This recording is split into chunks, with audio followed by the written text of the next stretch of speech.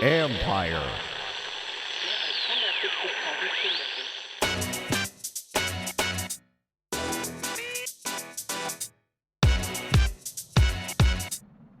Welcome to the Football Jones podcast. I am Mike Jones. Welcome back to another episode. You can read me at usatoday.com. Follow me on Twitter and Instagram at @ByMikeJones. Week 10 NFL action. Another fascinating week. We saw a number of upsets. We had the Falcons beating the Saints, had the Titans beating the Chiefs, had the Browns winning at home, snapping their 4-game losing streak, beating the Bills, had the Dolphins winning 2 in a row, the Steelers beating the Rams, Vikings winning on the road, all kinds of crazy action. Man, I tell you what, if this is any indication, the final stretch, the last, month and a half of the NFL season is going to be pretty entertaining.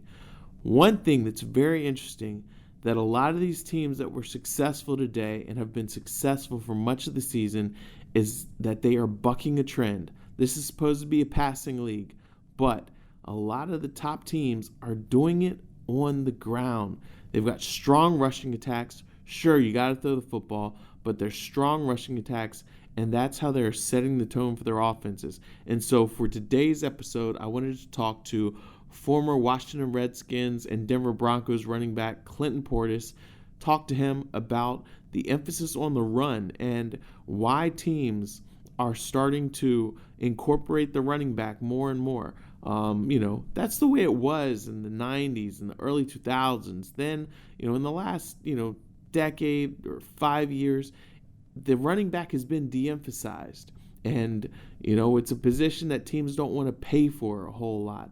But now we're starting to see it trend the other way, where teams are realizing, hey, strong running game is your quarterback's best friend, and these running backs can be used in more than just a running role. They can be used as pass catchers. And so we're going to talk to Clinton Portis about that for this week's episode. A lot of insightful information from Portis. Here we go.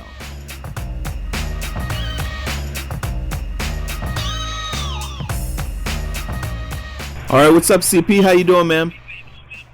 Good, man. What's going on? Oh, man, just wanted to talk to you about the state of the running back. For the last several years, it seemed like the running back was going out of style, and now, it's still a passing league, but it seems like it's almost like there's more of an emphasis on the run this year. I wonder what you think of that. Well, I just think the running back has always been a high-value position. If you look at the teams that play in the Super Bowl, they always have running games. You look at the Rams, you look at the New England Patriots, you look at the Saints almost getting there. Some of the teams that get to the Super Bowl, they always have running games. A lot of these teams are to the point that they take on the assumption of passing your quarterback needing to throw the ball 45 and 50 times a game, and you don't have a tier 1 quarterback. You don't have the best quarterbacks in the NFL, so you need to put the ball in your best player hands, as you see with Christian McCaffrey.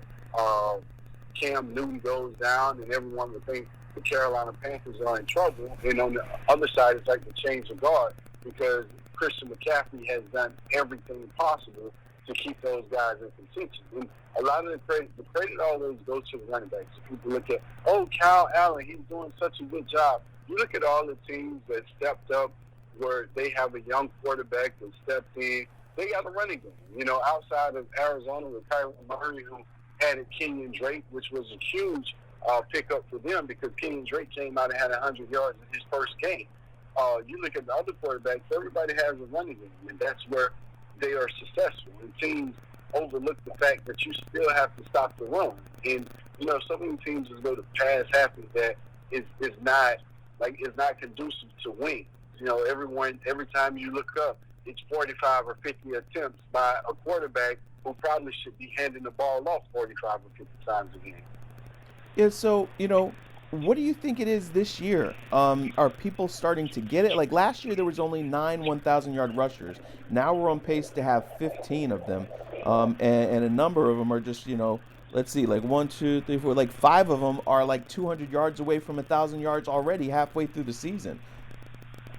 Well, again, I think it's the realization of everyone always copies the Super Bowl winning formula. Every year, it's the how did this team win the Super Bowl, which has been the New England Patriots, and they win however they choose. They just win games. It doesn't matter who gets the credit, who gets the fame and glory. Week in, week out, it's a different player that you never heard of that comes out and destroy you when it comes to them. So every team kind of copies that formula. Oh, we're going to run the ball. We're going to do this. We're going to do that. And I think you're seeing so many guys move around because that pass-happy league isn't working. That pass-happy league isn't working. When you get to this time of year when it starts to get weather games, it's cold, it's snowing, it's rainy, it's slushy, you're on the road, you're up in the Northeast, you're in these cold stadiums, you're going to have to run the ball. And I think when you look at the Green Bay Packers, one of the most improved teams in the NFL, what did they do different for Aaron Rodgers?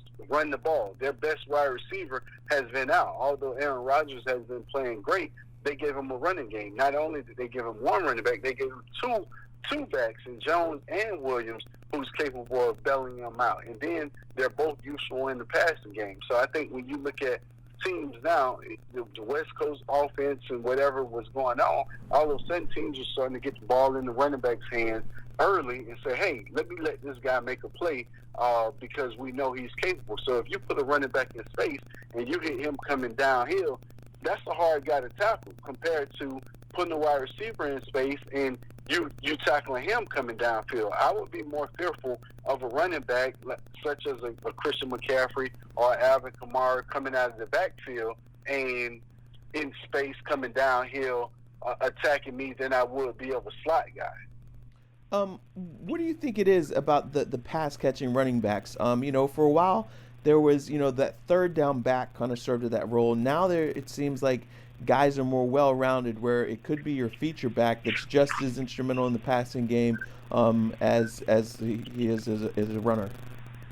Well, I think the running back by committee, so many people was trying to do the running back by committee, and then all of a sudden you see, man, this guy is more valuable to be on the field than taking him off the field on any down. So it's just going back to having running backs that can do it all, which had been missing because everyone bought into the running back by committee idea, and we need a third down back, and we need a guy who can do this instead of forcing one guy to do everything. And, I think it's getting back to that.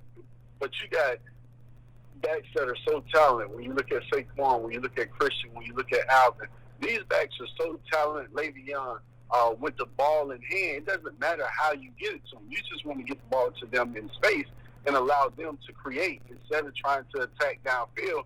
You miss a running back.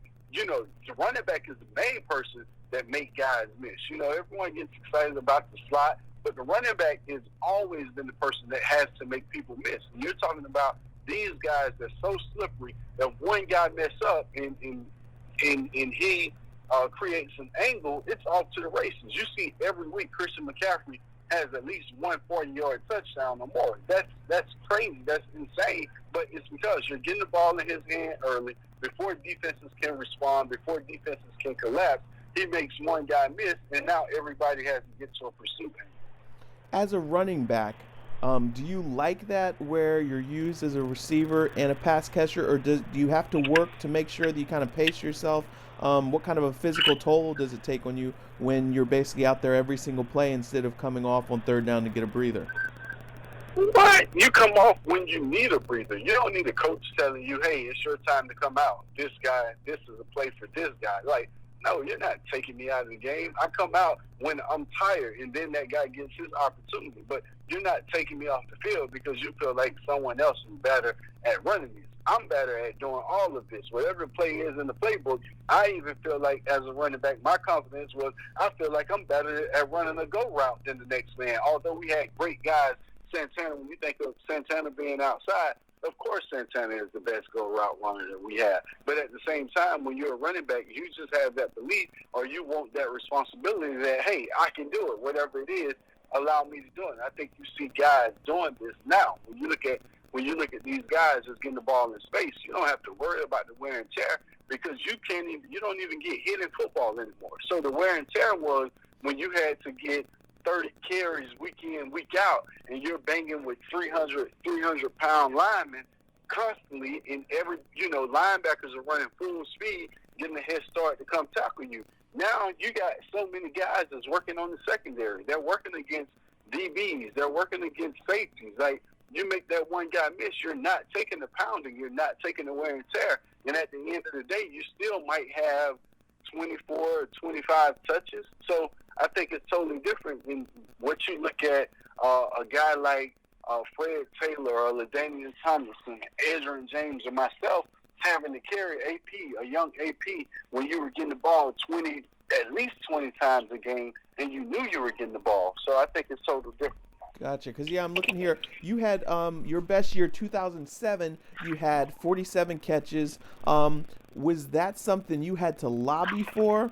And how badly would you like to play in today's game where you could have been used as an all-around weapon?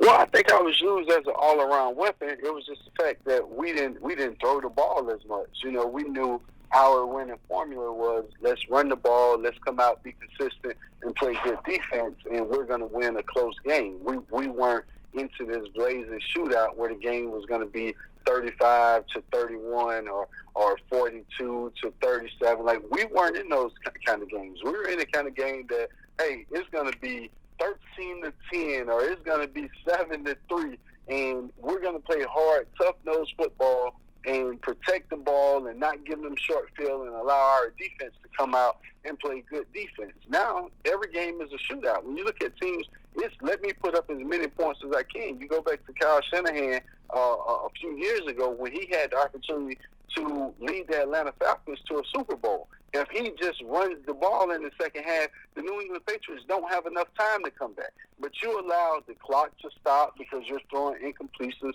You want to run it up, and all of a sudden you make a mistake, and here come the Patriots. So, a lot of teams don't even use, you look around the college football landscape or the NFL landscape, teams don't even run the clock out. You used to play ball control, like, hey, you know what, we need 1 or 2 first downs, and we're going to run all the time off the clock. Teams would rather say, I don't care, we're going to go out and score. We're going to go out and put them in a situation where they got to stop us, they got to defend the entire time, and then you end up turning the ball back over or punting the ball off to the opposing team, and they come back and score a game-winning field goal or a game-winning touchdown when you could have kept the ball in hand and just ran the clock out. Gotcha. So, do you think that when you look at these running backs here, the leaders like Dalvin Cook, Christian McCaffrey, Leonard Fournette, Josh Jacobs, Nick Chubb, all those guys, 800 yards rushing already. When you look at them, who's your favorite of those guys? Man, I mean, Dalvin Cook is a special individual. Christian McCaffrey, all of those guys bring something totally different. Like, when I'm looking at Dalvin Cook play the game, the tough, hard-nosed, I've been watching Dalvin Cook since high school. So to see him get to the NFL and have this success isn't surprising to me. When you think of Dalvin Cook and Devontae Freeman in the same high school backfield, you're like, what the hell? That's no surprise. That's the competition. Christian McCaffrey, I'm a huge fan of Christian McCaffrey because I played with his dad, so I know what he's bred like. And, when I look at Alvin, it's just the playmaking ability. You look at Todd Gurley, who's not having his best season, but still, I'm saying overall work. Jacobs really surprised me. In the draft, I didn't, when the Raiders took Jacobs, I'm like, okay, another Alabama running back, but he's really surprised me, like his usage, his playmaking ability in space. So I've been excited about him. Like, I just love to see all of these guys. Come on, Kenyon Drake, I think he's going to be really good in the right offense. And that's the beauty of it, because a lot of these guys, a lot of people end up in situations that is not best suited for them. Like, this team offense isn't suited for this guy to have success. And everyone is trying to have this immaculate passing game and this sophisticated system, when sometimes you just need to line up and run gut and run stretch and run power and go back to the basics and allow a guy to make plays. Like, you don't have to scheme up this outstanding game plan when you can just go back to the basics because no one is filling gaps. Like linebackers aren't coming downhill and scraping and filling gaps and coming off double teams. Like they're finesse. They're in chase mode. So I would love to play against today's linebackers because no one is hidden. So, hey, I'm going to break 10 tackles, and you often see this. Christian McCaffrey break 5 tackles per 40-yard run, and tackling is horrible. So it's just the pursuit angles, the aggressiveness of a defense. Like, what defense do you look at in the NFL and say, oh, I'm fearful of this? Like, the defenses that's supposed to be the best are getting lit up outside of the San Francisco 49ers and the New England Patriots, and you can't name a linebacker on either of those squads. You can't name the linebacker that's wrecking havoc. It's just a good scheme. It's a good D-line that wrecks havoc, and then you got linebackers that come downhill, and they're sure tacklers. Whereas back in the day, you think about the Pittsburgh Steelers, the Baltimore Ravens, the New York Jets, the Tampa Bay, even knowing they were running cover 2, or Seattle. Like, you had really good defenses. The Jaguars, the Vikings, like the list goes on. You talk about the New York Giants winning the Super Bowl with those ends and Strahan and Osi Umenyiora and Tuck. Like, bro, you got to have playmakers. And when you look around the league, it's only 2 teams that I would say those defenses are really legit. And that's the Patriots and the 49ers. Everybody else, week in, week out, hey, it's one week they look great, the next week they give up 600 yards. Gotcha. So, for several years, teams have been hesitant to pay running backs. And we're starting to see some guys, Gurley got, a decent amount, of guaranteed money. Le'Veon Bell got some. The way guys are playing and the way that running backs are proving themselves to be more well-rounded and capable, what do you see as the future as far as the earning potential for the running back position? Well, I think you have to pay these guys when you look at Zeke and what he brings to the table, the success, being able to have longevity or being able to be reliable for year in, year out. You see so many guys get paid off of one good year. I think guys who have multiple good years, because you're on the back end. You're not going to get, most running backs aren't going to get 10 to 15 years. They're going to play for 7 to 9 years. And, the good running backs, they're going to get 7 to 9 years. And in these 7 to 9 years, you already played 3 or 4 before you got a contract. So you're allowed to get you one good contract maybe. So that's where the issue comes in, because you're only getting one good contract as an elite dominant running back. So, you want to get paid early, you want to get your money and get out the way. Gotcha. 2 guys that are not getting out of the way are Adrian Peterson and your guy Frank Gore. When you see those guys and what they're doing, what do you think?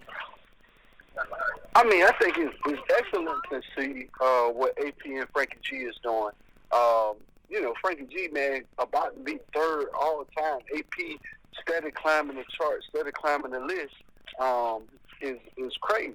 So when you look at those guys, it just goes to show you, if you take care of yourself, if you go out and you protect yourself and you train in the off season, you can continue to do it. Just to have that want to for guys who have nothing to prove anymore is crazy to me, because those guys don't have anything to prove. If they stop now, they're already Hall of Famers. They're already in the top 10 rushing of all time. They're going to the Hall of Fame. But it's just that grit in those guys, that determination, that you know what, I want to go out and continue to dominate. I want to continue to climb the charts. And when you look at these guys, I don't even think it's about stats.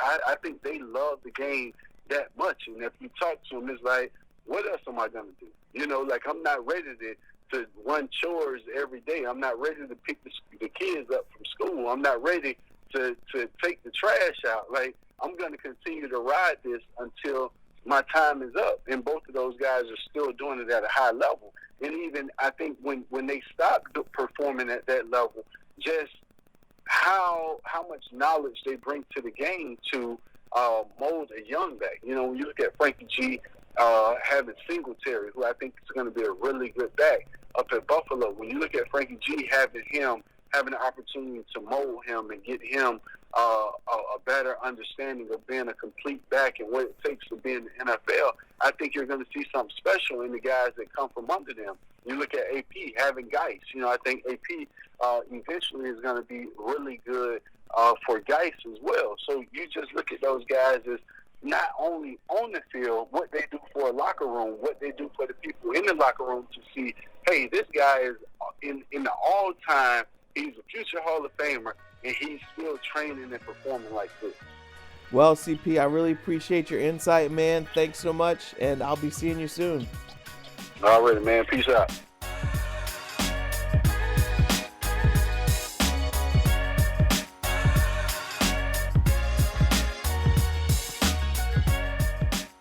All right. Hope you learned something there. Very interesting stuff. CP always brings it with the insight. A guy that I really would be interested to see how he would do in today's game. I know he would be productive.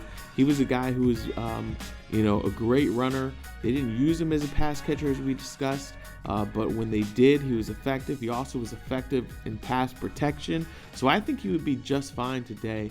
But it's very interesting to see just the way that here we are, not even halfway through the season. We've got a number, basically halfway through the season, a little more than halfway. And we've got a number of running backs who are right there on that 1,000-yard, knocking on that door for 1,000 yards, which used to be, if you had that for a season, you'd be great. But teams are pounding the football more, and we're seeing that success. And now, Monday night game, Seattle Seahawks at the San Francisco 49ers. That's where I'm going to be tonight. Going to be interesting to see how that one plays out. And interestingly enough, two teams that really believe in running the football. So, hey, yes, it's a passing league, but it's also a league where the top teams know how to run the football. It's going to be interesting to see, how this thing plays out and what the impact is for future seasons. Well, that's it for today. Going to talk to you again Thursday. Thanks again for checking out. If you are not already, download and subscribe. Please go to iTunes and give me a review, give me a rating, and tell your friends. Also, if you have any questions, you can email me at mjones@usatoday.com or hit me up on Twitter @ByMikeJones, and I will talk to you later this week. Thanks a lot.